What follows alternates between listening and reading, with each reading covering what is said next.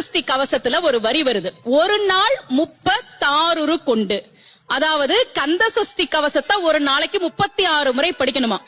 படிச்சா 7 மணி நேரம் ஆகும். நான் படிச்சிருக்கேன்.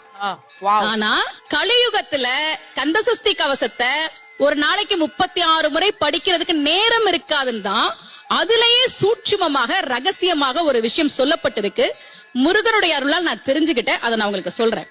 ரவண பவச ரரரரரரரா ரிவண பவச ரிரிரிரிரிரி, இதுக்கெல்லாம் என்ன அர்த்தம் நான் தேடி தேடி தேடி முருகன் அருளால் தெரிஞ்சுக்கிட்டேன். சரவண பவ முருகனுக்கான மந்திரம். இதை 6 முறை சொல்லணும்.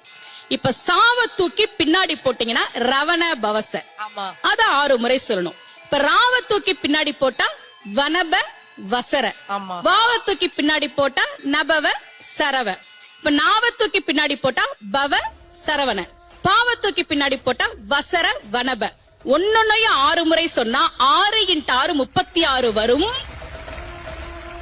இப்படி சொன்னால் 5 நிமிஷத்துல சொல்லிடலாம். கந்த சஷ்டி கவசத்தை 36 முறை சொன்ன பலன் கிடைக்கும்.